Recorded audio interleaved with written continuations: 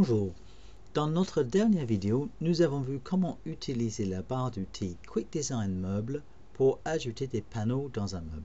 Dans cette vidéo, nous allons regarder les commandes plus avancées de la barre d'outils.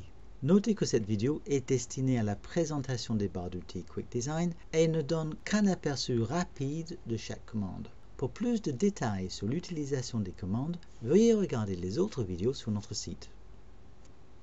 Les boutons 8 et 9 de la barre d'outils Quick Design Meuble permettent d'utiliser les bibliothèques des structures. Notez que ces boutons ne sont pas activés tant que vous ne sélectionnez pas un panneau. Les structures de la bibliothèque Quick Design nous permettent de créer beaucoup d'éléments complexes, comme par exemple des meubles en bois massif, des portes à cadre massif, des panneaux à lésés, d'ajouter des éléments quincaillerie spéciaux comme des tringles, penderies ou poignées de porte, et plus de choses encore. Voyons comment utiliser la barre d'outils Quick Design Meuble pour ajouter une tringle de penderie à notre meuble. Avec le bouton Ajouter étagère, je vais placer une étagère à l'emplacement de la tringle. Je vais placer la tringle dans ce volume, donc je sélectionne le volume, clique sur Ajouter les étagères.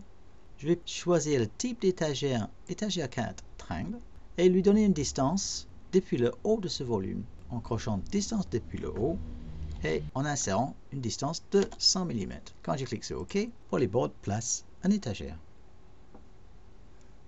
L'étagère actuellement en vert, cela montre qu'elle est sélectionnée.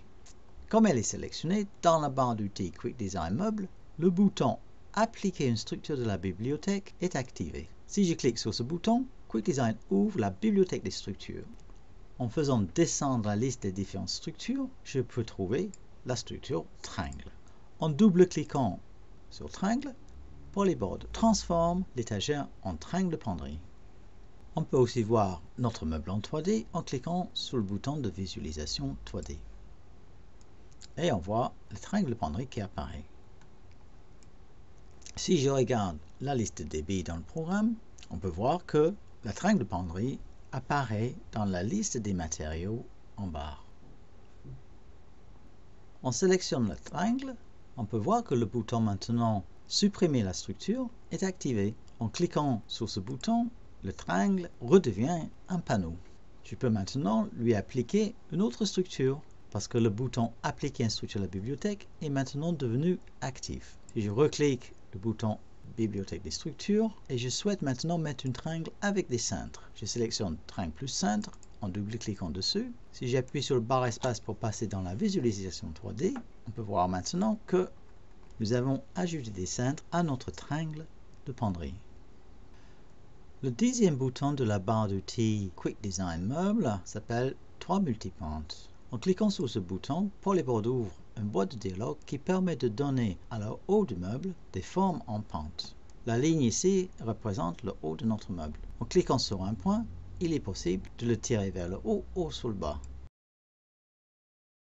En cliquant 2 fois sur la ligne, il est possible d'insérer un point et de déplacer ce point pour faire une cassure.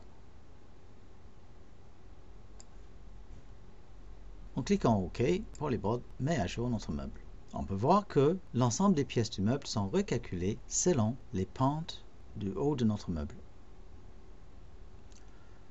Le bouton dans la barre d'outils Quick Design Décaissement permet de créer un décaissé sur un des arrêts du meuble. En cliquant sur ce bouton, la boîte de dialogue Ajouter un décaissement apparaît. On peut sélectionner un panneau, par exemple le joue gauche de notre meuble. Dans la visualisation 3D, on voit le décaissé. Un panneau secondaire qui peut être par exemple le fond. Et on peut donner les distances par rapport à ces deux panneaux du décaissé.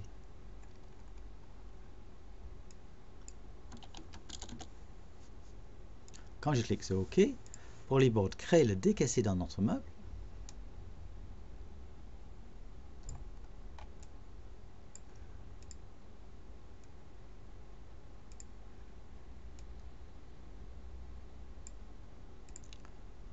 En ajoutant tous les panneaux nécessaires.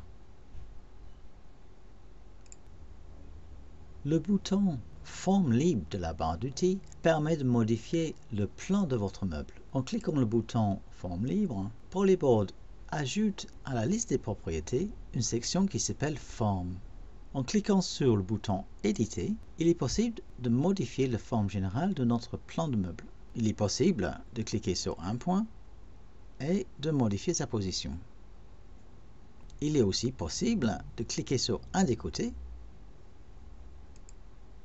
et de créer une inclinaison. En cliquant sur OK, Polyboard met à jour le meuble. Notez que tous les panneaux de décaissé que nous avons fait préalablement ont été modifiés selon la pente du côté que nous avons spécifié.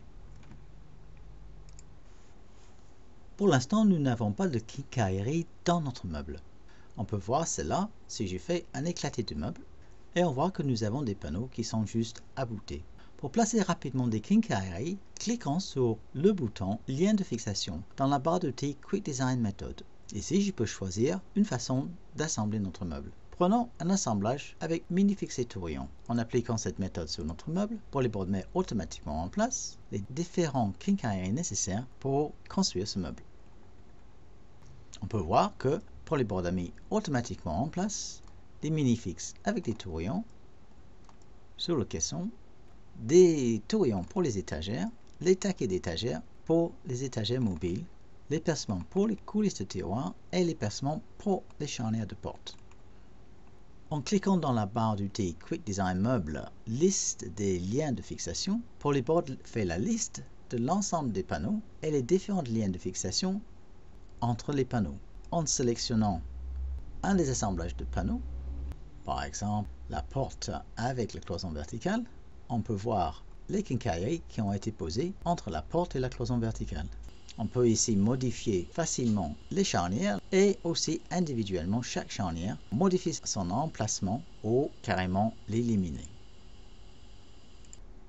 Polyboard permet de diviser des volumes avec des panneaux. On peut aussi diviser des volumes avec des panneaux nuls ou des panneaux virtuels. Ceci peut être utile pour créer certaines constructions dans nos meubles. Par exemple, le volume ici sur nos tiroirs, si je souhaite le diviser en deux volumes sans mettre de panneau, je peux cliquer dedans, demander un montant, mais au lieu de choisir le type de montant normal, je peux choisir le montant toit nul. En cliquant sur OK, le volume sera divisé en deux parties, sans panneau entre les deux parties. Par défaut, je ne vois pas ce panneau virtuel. En cliquant sur le bouton Quick Design Panneau Nul, on peut afficher le panneau virtuel. Ce bouton est un interrupteur qui affiche ou cache les panneaux virtuels dans votre projet.